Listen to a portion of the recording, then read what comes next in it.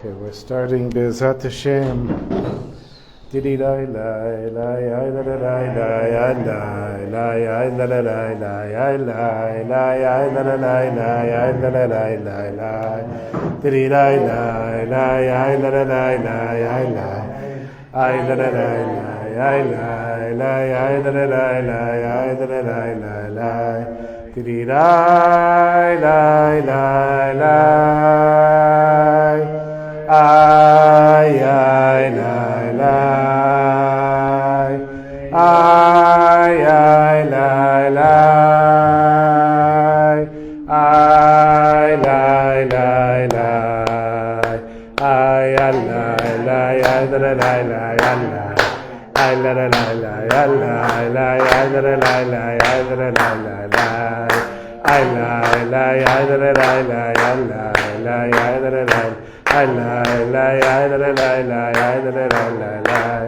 Lie, lie, lie, lie. I lie, lie. I lie, lie. I lie, lie. Okay, so Shalom Aleichem. First, we have a lot of people here for anybody who's watching. My mother is here. Yael is here, first time. Arya is here, and my son Levi Yitzchak is here, and Zahava is watching, and Katie is watching, and for everybody else who watches, joins us later, Shalom Aleichem to you, Avital, and Shena Batsheva, and David, and everyone else. So, Baruch Hashem, the first fast is over. I don't know how everybody else is, but for me, fasts are really hard. It's amazing. It takes me days to recover from the fast days. I was thinking on the way over why that is. It's probably because I'm so exhausted all the time that to fast is like exhausting yourself more. And I don't have any energy for the fast. Okay, Baruch Hashem, l'chaim to everyone. I'm preparing for Tisha B'Av. B'ezrat Hashem, it'll go smoothly. One thing about Tisha B'Av, I like when we get to Mincha and there's no Tachanun. Like the no Tachanun at Mincha and Tisha B'Av is very special. It's kind of a funny thing, but it's like such a heavy day, and then you don't say Tachanun, and it's like wow, it's a holiday. Okay, so and Mata Esther is joining us as well. Shalom Aleichem to Mata Esther. So we're learning from Samech Bet, which is lesson 62, and just as a quick review from where we left off, it starts off with the phrase Yisavev Elokim Vayisev Elokim et ha'am, meaning that when Hashem took the Jewish people out of Egypt, He took them in the roundabout way, Derech Hamidbar Yam Suf, Chamushim Alu B'nei Yisrael Me'emitzrayim, and then so the Jewish people came out Chamushim. Chamushim, there's a debate whether it was a fifth, whether they were armed, whatever it was. Hashem took them in the roundabout way.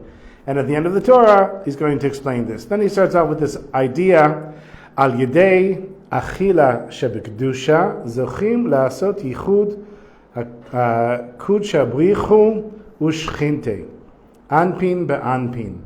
When a person eats in a holy way, they merit to make a unification between Hashem that's running the world and everything else and more, and the Shechina, which is Hashem's presence in this world, face to face. And the example that I give all the time, I checked it with my Chavuta the other day because I've been giving this example for so long. We came across the Shechina, and I said, oh, here's the example I give in the class. I point to the light bulb. Now, Yael, you can see the light bulb. I point to the light bulb up there.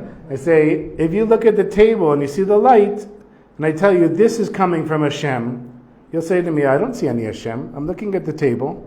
I see light, but I don't see Hashem, because that's Hashem, that's Kudsha Brichu, that's Hashem that's outside of the world. And the light on the table is the Shechina, which is Hashem's presence in the world. So Hashem is revealed in a way where you can perceive Hashem, but you can't see Hashem. But He says, when we eat in a holy way, we're actually in the middle person between the light of this world and the light outside of this world. And all we have to do is eat in a holy way. So for example, you come to our Shabbos table and you eat cookies on Shabbos, you're creating the unification between Hashem that's outside of this world and Hashem that's inside of this world. It's like mind-blowing. What? That's all I have to do is eat a cookie on Shabbos? Yeah. But then he says that it's not enough to just do it. You have to do it in a clarified and a purified way. And how do you do that? By working on your emunah and working on your faith.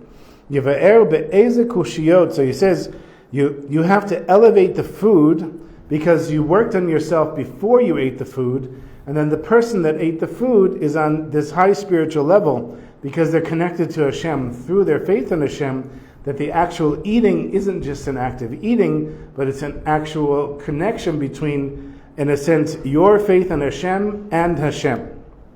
יבאר באיזה קושיות באמונה מותר לעניין בהם בשכלו ולהשיב עליהם תשובה. He's going to explain which questions in matters of faith is a person allowed to ponder in their mind and give answers to them. ובאיזה אסור לעניין בהם כלל. And which questions you're not allowed to ask at all. So I'm just reading the section headings till we get to where we are.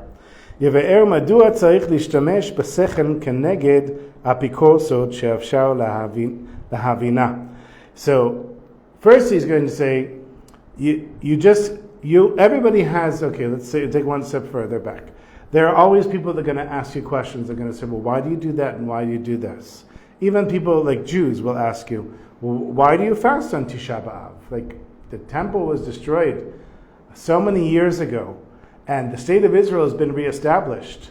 So what are you crying about on Tisha B'Av? Like, why would you even fast? Why would you make yourself suffer? You should be eating on Tisha B'Av. Which a lot of people say. We once had a Shabbos guest that also said, she doesn't fast on Tisha B'Av, she eats on Tisha B'Av for that reason. It's quite an interesting Shabbos meal. Yeah, we've had lots of interesting guests. So you have to have an answer. Why? So the simple answer is that the Beit HaMikdash, the temple, hasn't been rebuilt. So even though, yes, there's a state of Israel and many Jews are living in the land of Israel, and there are so many people learning Torah and doing mitzvot and all these wonderful things, still the Beit HaMikdash hasn't been rebuilt, and for that we're crying over. We're also crying over for the exile, and that Mashiach hasn't come yet, and that there are still Jews that are far from Judaism. There's many things to cry over. I know that my son Natan Chaim came back from yeshiva last year, and he said his rabbi told him, if you're not crying on Tisha B'Av, you should be crying that you're not crying on Tisha B'Av. Over the fact that you haven't found a place in your heart that pains you so much that we haven't reached this place that we're trying to reach, which is, here my mother, goes davens in the Reform Temple. Tikkun Olam is a big concept in the Reform movement. And Tikkun Olam is to fix the world. The way that we learn fixing the world is by doing Torah and mitzvot. So a person should be crying over not reaching the place of Tikkun Olam, of really fixing the world. So why am I bringing this up? Because that's a question that you could ask yourself, and that's a question that somebody else can ask you. And he says simply you have to have answers to these questions. You can't just say, well, I just trust in Hashem. It says in the Torah or whatever, the rabbis decided that we're fasting on Tisha B'Av, and as far as I'm concerned, I don't need to ask any questions. So he says some things that's true, but some things you have to have answers. And not only you have to have answers for other people, you have to have answers for yourself. יבאר מדוע צריך להשתמש בשכל כנגד אפיקורסות שאפשר להבינה. He's going to explain why it's not just enough to rely on faith. You have to use your intellect to understand the heretical questions, those that you can understand, right? Because we can understand why is there good and why is there evil in the world. We've talked about it many times. Just like the text on this paper, you have to have a light paper and a dark text in order to read it. If they were the same color, you couldn't see them. You have to have good and evil. You have to have evil to appreciate the good. And so we can understand why there's good and evil. You have to have good and evil to have free choice. So you can understand why a person suffers, but you can't understand why an innocent child, here, we just had this thing in Majdal Shams, right, where these innocent children Whatever their parents thought about the state of Israel is irrelevant. The children, are, as far as I'm concerned, are innocent, and their deaths were murder and unjust, and we can't understand that. So that's something that we can't understand. So somebody can come and say, well, you're a smart guy. You give all these lessons in Likutey Moharan. You understand all this stuff. So tell me why those innocent kids die. I can't tell you why the innocent kids die. I can tell you why we fast in Tisha B'Av. But that I can't tell you. So he says, so some things you have to just accept on faith, and some things you have to use your intellect to answer. Shalom to Ephraim. Wow, shalom aleichem. Umadua lo yishtamesh tamid rak be'emunah. Fuash lemata Ephraim ben Rus, Bezrat Hashem. And why does a person have to not always rely on faith? Yeva'er she'al yedei zeh shemechazek et sichlo belimud haposkim. Now he's going to say that when a person learns straightforward halacha, mevatel et ha-sfekot be'emunah. They cancel out their doubts in faith. Ubazeh machnia ha-yetzara. And with this, a person subjugates the yetzara. So that's the section that we're on now. And the reason it's very interesting. So he's going to talk now about machloket shebekdusha. A disagreement that's done in a holy way. Right? We say, for heaven's sake, machloket l'shem shamayim. And this is, he calls it the same thing, machloket shebekdusha. And that's between, two great rabbis, for example. In the Gemara, the one says this same thing is permitted, the other one says it's forbidden. We even have it today. We have minhagim between Sfardim and Ashkenazim. Even now during the 3 weeks, Sfardim permit just about everything up until the 9 days, and the Ashkenazim, it's already Tisha B'Av. So, what this can lead to is, in a sense, arrogance. And this was the Rabbi Akiva, and this is Lag BaOmer that we had just a little while back. Rabbi Akiva's students, they ended up dying in a plague, 24,000 of them, because they didn't honor one another. And what it really means is that, you would think, if you're such a great student, that you're a student of Rabbi Akiva, you're obviously a great scholar, so how could you not show respect to another person? They were showing respect to another person, but what they were doing is, let's say, for example, making it very simple. One person says that I have a special device, and it's like this thing that if you move your hand over it, it turns a light off on Shabbos. And as far as I'm concerned, it's completely kosher halachically, and I don't have to worry about Shabbos clocks anymore. I just go by every shop, every outlet, and wipe my hand over it, and it turns the light off. And another person says, that's complete chilul Shabbat, that's complete desecration of Shabbos. I don't care how you think you're doing it, there's no possible way that you can make a hand motion and turn the lights off on Shabbos. Now, one person thinks that he's doing it right, and the other thinks he's doing it wrong, and that they're so convinced of one another that the one that thinks he's doing it right tries to convince the other one, and the one that thinks he's doing it wrong tries to convince the other one, and they end up, because they're coming from a place of goodness, believing that they are really doing right for the other person, they end up coming to this place of hating one another and disrespecting one another. So that's what happened with the students of Rabbi Akiva. That's why they ended up dying in a plague. And then in the end, it was whatever it was. They got the message and they stopped disrespecting one another. It's a really hard thing to do. Here we have in America Trump and Harris, and both sides believe they're completely right, and both sides hate one another. Same here. Oh, here as well. It's total craziness, right? But there it's really half the country versus half the country.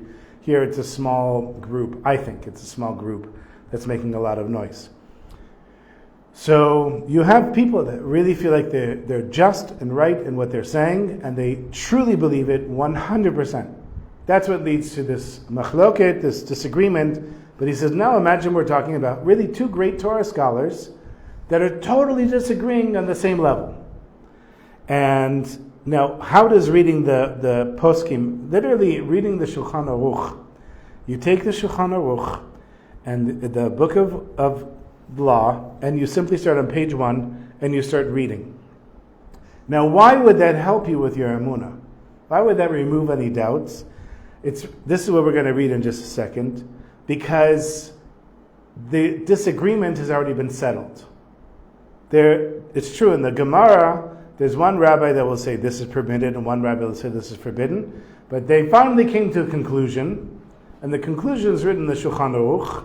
So basically he's saying, when you read the Shulchan Aruch, you're reading a book of conclusions, a book of people that disagreed with one another, and they learned to agree.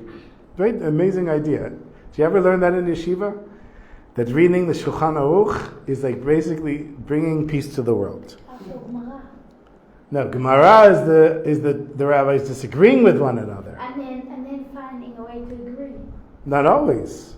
There are many times there's rabbis that say, we don't agree with this rabbi, everyone else agrees with this, and the conservative movement, which you don't know anything about, but the conservative movement, I went to a summer camp that was run by the conservative movement. I learned a lot about it there, and it turned out that a friend of mine, his father was like the big posek, the big judge in the Beit Din of the conservative movement. And so they would go by the minority opinion in the Gemara.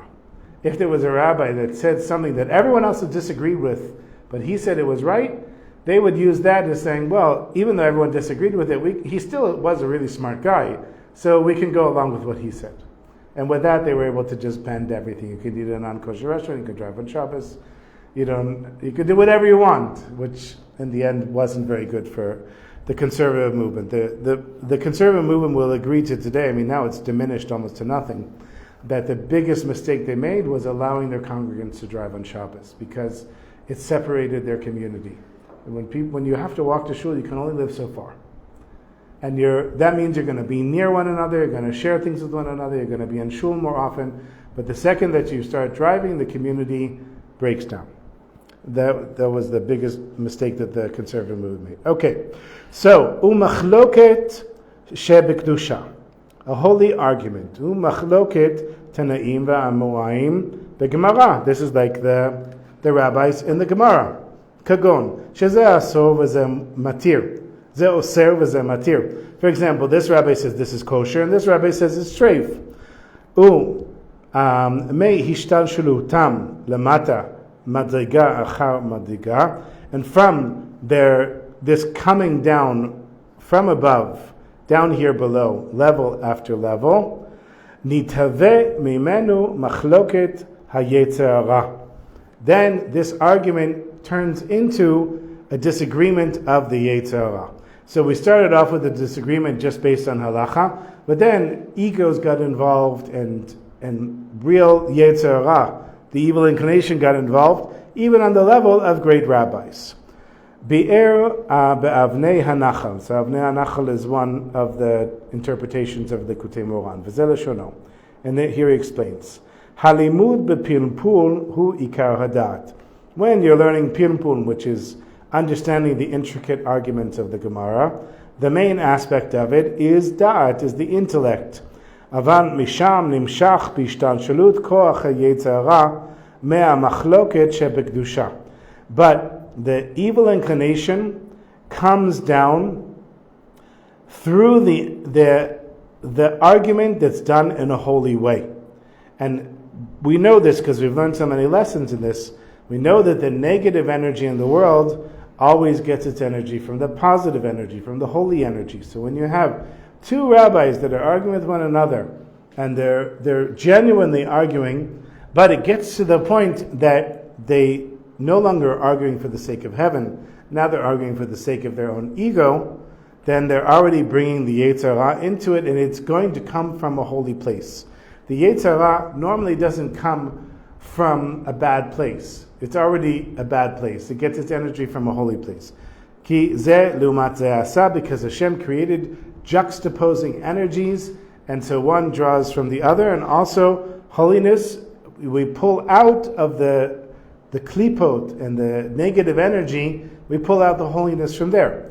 So the negative energy draws its sustenance from the holiness, and the holiness pulls back the holiness from the negative energy. It's this tug of war back and forth. So when a person, for example, fasts all day, Remember I told the story about a chassid of the Baal Shem Tov that would fast, and this negative energy, whatever it was, these demons or whatever they were, would get their energy from his milk that would spill on Friday when he would break the fast.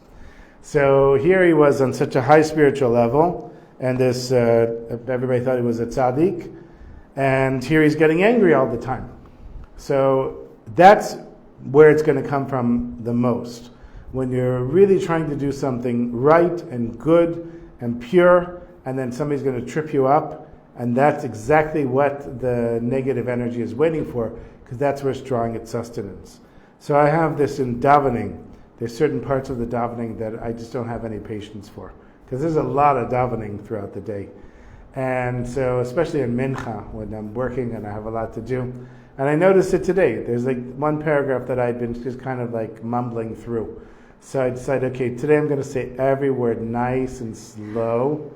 Wow, my Yetzer Hara was kicking and screaming. My brain was going to explode. It was saying, what are you doing? You don't have time for this. And I would mispronounce a word and go back and say the word again. And I felt like there was this battle inside of me. And now I realize that the negative energy was probably drawing sustenance from me not saying the words properly, and it's going to be hard to do it again.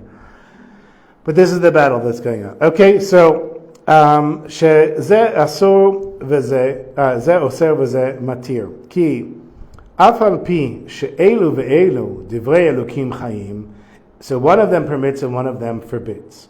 And even though all of the words of Torah are the words of the living God, אף על פי כן, nonetheless, זה תנא שהלכה כמותו, this rabbi, where the halacha goes according to his opinion, אז גם בהשתמשות נמשך ממנו כוח היצר הרע. Even within that one, the one that they agree with his opinion, the Yetzer Hara is still drawn into him. וזה שאין ההלכה כמותו, and the other one that they disagreed and didn't go along with his decision of halacha, נמשך ממנו בהשתמשות כוח היצר הרע. Also, he has the Yetzer Hara that comes in. So here you have these two rabbis that disagree with one another. The majority of the rabbis agree with one. His Yetzer Hara comes in because he says, you see, I was right.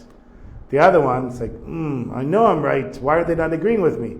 So here you have these great rabbis having these amazing holy arguments, and the Yetzer Hara is sneaking his way into them. Aval b'limud poskim, but when you learn halacha, straightforward halacha, shemachriya ben hamachloket umevarer halacha, that it decides which opinion they're going by, and it clarifies what the halacha is. Al yedei ze nitbarer da'ato. Then this clarifies a person's thinking. ועל ידי זה נתבררים גם המהלכים מהקליפות הטמאות. And then, when a person's thinking has been clarified and elevated by not reading the argument, so we could take this to a philosophical way.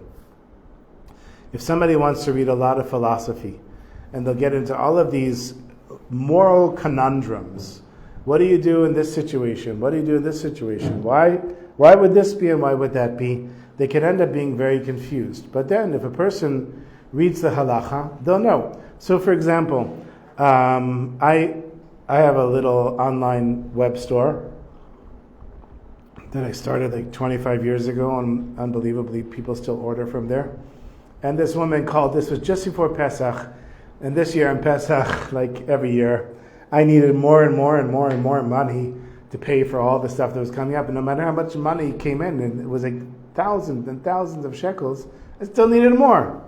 So it was like a couple of days before the Seder, and this woman calls me through the website, and she says, I'm an artist in America, and I want to buy a license for one of the artists that you represent in your website, and I'm willing to pay $1,000 for the license. So I figured, okay, I'll take $500. I'll give $500 to the artist, and we're good.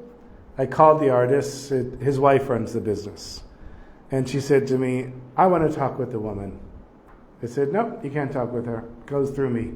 She said, no, I'm not doing anything until I talk with the woman. We got into this whole argument. In the end, I told her, I'm not letting you talk with her because this is my client and I want my $500 and I'm not letting you make some other deal behind my back and pay me less. And I said, and there's halacha when it comes to business. And it's very straightforward. This woman came through my website that I built, and I put the effort into doing the SEO work and to get people to find her husband, and I get the business. And she said, well, I don't like that. So this is what learning halacha is. If you know the halacha, you know it's not a matter of I like it, I don't like it. This is how it is. This is how you do it. And so we disagreed, and I also told her, ask her husband, who's a Talmid Chacham, he sits and learns all day. He's an artist, but he's a very smart guy. I said, ask your husband what the halacha is, because it's very straightforward. So why is learning halacha such a good thing? Because it brings you peace of mind. You know, if we go back to the Trump-Harris argument, or Trump, Biden-Harris, whatever, the disagreement in America, imagine God came down and gave the answer. Then we would be distressed before we knew the answer. But when he said, the border has to be closed, or the border has to be opened, then we'd be like, okay, we know the truth now, because God came down and told us. And here we have, as Jews, we have halachot. We know what we're supposed to do as Jews because God told Moshe at Mount Sinai, and he handed it down to Yeshua, who handed it down to the elders, who handed it down and handed it down, until we got to the point where we have the Shulchan Aruch, where we know exactly what we're supposed to do. So learning the Shulchan Aruch gives you this sense of a settled mind. When you have the settled mind and you eat in a holy way, you create the unification between Hashem that's outside this world and Hashem that's inside of this world. And that's why it's so important. ויכול להיות על ידי אכילתו ייחוד קודשא בריחו שכינתא, which is exactly what I said. Okay. שחולק על יצרו הטוב ומכניס בו כפירות. So before what we were saying, what was the sentence before? That you have these great rabbis that are arguing with one another. They disagree with one another, and through their disagreement, they're going to bring the Yetzer Hara in, and it's going to lead to a place of kfira, of heresy. Because you can imagine the rabbi that said it's permitted to do something, and the rabbi that said it's forbidden to do something. And the majority of the rabbis agree with the rabbi that it's forbidden to do something. The one that says it's permitted will feel like he has to do it, like he knows he's right. Let's say, for example, Yemenite matzah. It's disgusting, but have you ever heard of Yemenite matzah? It's like the soft lafa pita. It's like, the sponge bread the Ethiopians make. Oh, injera. Injera, I think that's it, yeah. You would have written that here. So that's what it's like. And I have a friend that... Lachoch. I have a friend that eats this on Pesach. It's dam. It's also disgusting. Lach is dam. Okay, there you go. Very good. So, lach is disgusting. So, let's say this rabbi says it's permitted to eat that matzah, and the other one says it's total treif, it's total chametz. Absolute chametz. You eat that, you're cutting your soul off from the Jewish people forever. And the other one says, what are you talking about? It's completely kosher. Now, let's just we know that people eat those matzahs, but let's just say we're talking about the rabbis in the Gemara. So the rabbi that said that it's permitted to eat that matzah, even though probably the rabbis in the Gemara all ate that matzah. I think the Ashkenazi matzah we eat today is a totally new invention. I think, most likely. But let's say, so here comes Seder night, and this rabbi knows it's permitted to eat his lachoch. Lachoch? That's how you say it? Levi Yitzchak. And his wife says, what are you doing putting that on the table? And he says, what are you talking about? She says, but all the other rabbis disagreed with you. He says, yeah, but I know I'm right. I have to eat this matzah because I know I'm right. And he eats the matzah. So he says, this is what Rabbi Nachman is explaining here. He's saying, these great Torah geniuses that are all holiness are going to bring the Yetzer Hara in and even bring themselves to heresy. Because maybe that was kosher, but maybe something else wouldn't have been kosher. But because the rabbi said, I know that my matzah is kosher and I'm going to eat it, then he might bring himself to doing a transgression that isn't kosher. And so that's why we stay within the framework, which is a very big, broad framework of halacha. It's not that restrictive. It's once you get used to it, it's a pretty easy thing to live. But we know, like the boundaries of this book. You go beyond the edge of this book, it's no longer the book. You go over here, it's no longer the book. When you're in the boundaries of the book, so that's the halacha. And that's how it can bring in the Yetzer Hara, and that's how it can come to heresy. וכשמתקן המחלוקת שבקדושה, שלא יהיה מחלוקת גם בקדושה, שלא יהיה מחלוקת גם בקדושה, what does he mean? And when we fix the disagreement that came from a place of holiness, that there won't be a disagreement even in a place of holiness, אזי ממילא נתפטר מחלוקת היצר הרע. So once we get rid of this ego, in a sense, in our trying to understand what's permitted and what's forbidden, by just looking at the simple halacha and saying that's the halacha and that's what I'm going to do, then automatically you've taken away the disagreement, and then automatically you've taken the Yetzer Hara out of the picture. Ki ein achizato v'yinikato ela misham. Where does the Yetzer Hara draw its energy and its sustenance? From ego and heresy. And so when you remove that, you remove the place for the Yetzer Hara to draw its energy, and it disappears. Mimachloket de kedusha, and that's where it's drawing its sustenance from. From this argument done for the sake of heaven, ukarsher ein lo mehechan nin'o karei umitpatel. When it doesn't have any place to draw sustenance from, then it's nullified. The Saf Svardi Matzah and the Choch are two different things. Okay, but they're similar. I think that's what Levi Yitzchak meant. Matzah and the Choch? No, this the Yemenite matzah, the Sephardi matzah. Okay, we're going to continue a little bit more, and then Yael, I researched a Reb Zusha story that I haven't read before, and thanks to you, I read lots of stories, and I also have a new story for the podcast eventually, which for my mother will be disappointing when she hears it, because she'll say, I heard it, but I'll give it a few months before I tell the story. And for anyone else who listens to Levi Yitzchak also, oh well. V'tikun ha'machloket shebekdusha, how do we fix this this evil energy that's coming into us learning for heaven's sake? Hein halachot psukot. They are the halachot, the Jewish law, that's already been established. Ki psak halacha hu hashalom v'achna'ah הכרעה של מחלוקת התנאים והאמוראים במשנה וגמרא. What is a psak halacha? What is a verdict in Jewish law? It is bringing peace, and hachra'a is subjugation, right? Hachna'a is subjugation. Hachra'a is a verdict. Setting, making it set. Yeah. Court. Making the verdict of the disagreement between the rabbis and the Gemara and the Mishnah. Ve'inyan ze mevatel et ha'machloket. And once the halacha has been set, then the disagreement is no longer there.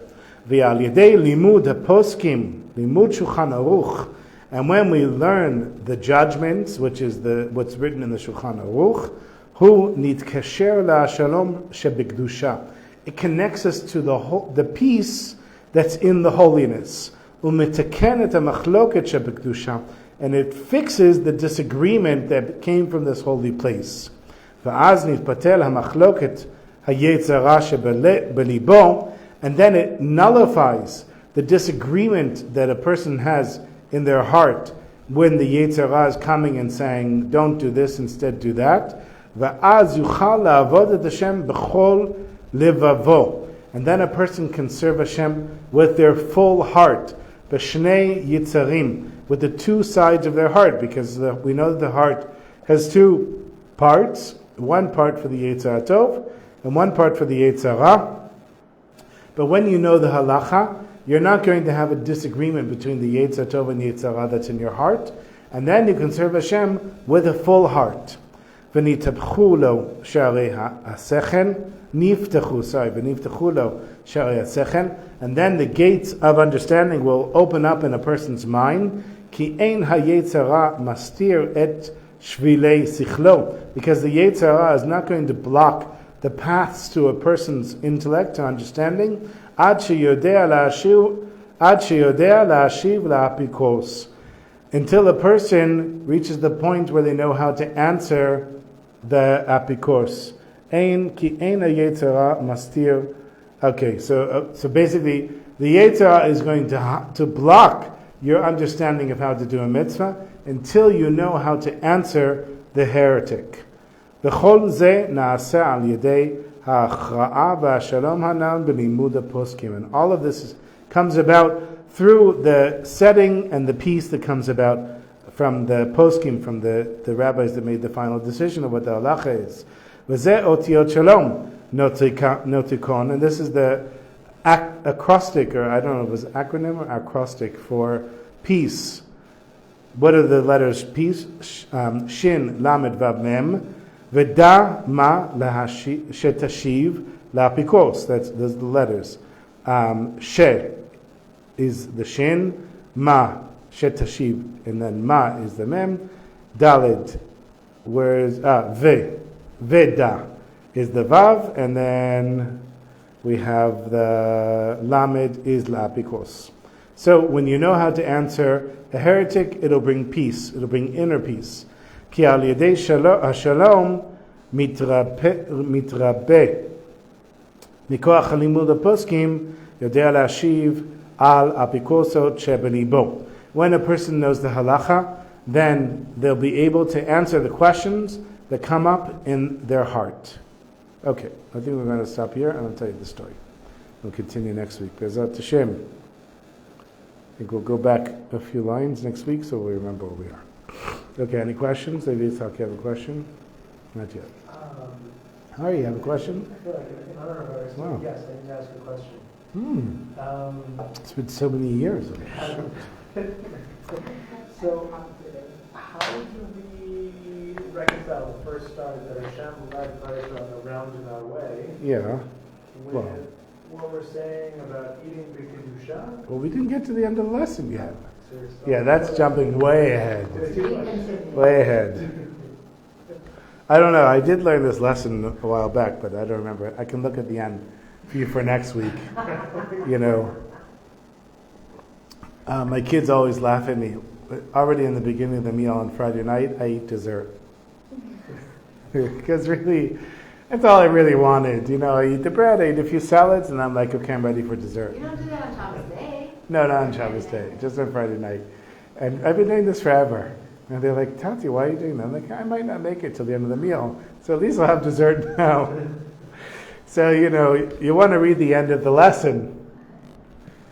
Want to know what's at the end of the lesson, just in case you don't make it. Chas v'shalom. Okay, so.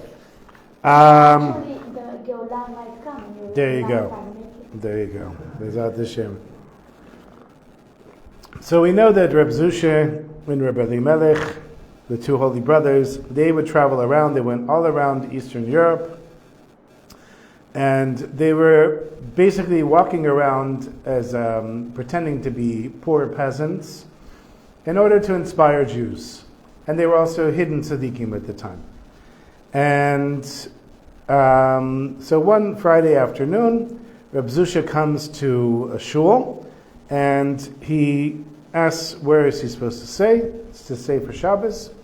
And somebody says there's a guy named Reb Yaakov, and he's very wealthy, and he takes a lot of guests on Friday night, and for sure he'll take you. So he goes to Reb Yaakov, and he says, can I stay with you? Can I eat at your house? And he says, sure. I just have one condition.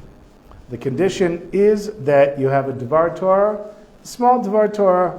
It can be very short, but I require all of my guests, no matter how intelligent or simple they are, to give a Devar Torah at my Shabbos table, and that's the price of paying for my hospitality.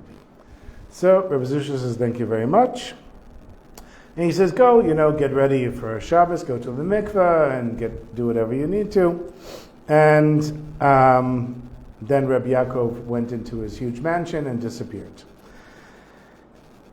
Let me see here. Okay, so everybody that was hosted by Reb Yaakov, they knew that this was a very big deal for him. Like he would stop at a certain point in the meal, he would go person by person, and he would stare at the person, and he would wait for them to give the Dvar Torah. It was a very big deal. So all of the guests that came there, they heard about his reputation, and they all prepared a Dvar Torah. So Friday night they all go to shul, and on Friday night there's this huge crowd walking back with Rabbi Yaakov to his big mansion, and they get to the mansion and it's lit up with candles, and there's this huge massive table, and everybody sits and they wash, they make kiddush and motzi and everything, and they're eating, and at some point in the meal Rabbi Yaakov says, okay, time for the Divrei Torah. I'm really looking forward to hearing what everyone has to say. He goes and points to the guy next to him. He says, you be first. So the guy says a little thing. He's like, very, very nice, very nice. Okay, next one. He goes around. They get to Reb Zusha. And he says, Zusha, give us a Dvar Torah. And Zusha just stares at him. Doesn't say a word. Just stares at him. And he gets angry. He says, I told you, you're welcome to partake in my wealth and my home and this community, but my condition is that you tell a Dvar Torah. And Zusha just stares at him. So he gets really angry, and he kind of loses his peace of mind. And he says, fine, next person, but tomorrow you'll have lots of time to prepare a Dvar Torah, and I expect a Dvar Torah from you tomorrow. So the next day comes, they daven, they make kiddush, just sitting at the table, and Rabbi Yaakov points to the guy and says, okay, Dvar Torah. And he gives a short Dvar Torah, short Dvar Torah, short Dvar Torah, and they get to Reb Zusha, and Reb Zusha just stares at him in silence. And he says, Zusha, I don't understand. You had plenty of time to prepare a Dvar Torah. I mean, you could have taken any sefer, anything. I don't care what you say. Just give me one Dvar Torah. So he says, okay. He says, I'm not a great scholar. I'm just a very simple Jew. But this morning, after davening, I was saying Tehillim, I was saying the Psalms, and there was this verse that caught my eye, and I should have looked it up in Hebrew, but I didn't. For Hillel is wicked about his unbridled lusts, which you wouldn't understand a word of what I just said. Okay, so he said, Hillel is wicked about his unbridled lusts, meaning that, and he says, it surprised me because I thought that Hillel, the elder, Hillel Zaken, was a great tzaddik. How can he be considered wicked? Why would David HaMelech call him wicked? So everybody starts laughing in the room because they all, first of all, knew that the meaning of Hillel in that verse means to boast. And it had nothing to do with Hillel Zaken, who lived hundreds of years after David HaMelech. So the verse actually reads, for the wicked man boasts about his unbridled lusts. Meaning that the bad person brags about the bad things that he does. And so Reb Yaakov was, of course, very entertained by Reb Zusha. And he says, okay, what's the answer? You presented this to us, but what's the answer? And Reb Zusha said, well, I thought about explaining it like this. And he started staring at Reb Yaakov like he did the night before. And before, just now, he was staring at it right in the eye. He says, if the evil inclination attempts to trick someone into committing a particularly vile sin, of course the person's going to ignore it, right? If the Yetzer Hara says, come and eat this ham sandwich, you're going to say, I can't eat a ham sandwich, I'm a kosher yid. I would never do such a thing. Come and eat this ham sandwich on Yom Kippur. Forget it. So he says, obviously, somebody's going to say, I'm a Torah scholar and I'm a God-fearing person. That's beneath me. I would never do it. So what does the evil inclination do? It changes its tactics and it sends a sense of false humility and self-deprecation into the heart of an unsuspecting Jew. Someone might feel that because of his wealth, because of his home, and because of all God has given him, he feels like he's more important than a simple Jew. And he said, I think that's what it means. So with that, the Divrei Torah finished. And Rabbi Yaakov wasn't asking anyone to speak after that. And then as soon as Shabbos was over, he understood that Zusha saw straight into his heart. And Zusha could see things that only he knew about. and he begged Reb Zusha to help him to find the path to tshuva, and of course he did. And Reb Zusha, of course, helped him before continuing on to the next town, where no doubt more souls awaited his gentle touch. Okay, so Yasher Koach to everyone. So nice to have my mother here, and Yael here, and Arya here, and Levi Yitzchak here, and everyone who joined us. Yasher Koach, and we'll continue next week with B'ezrat Hashem.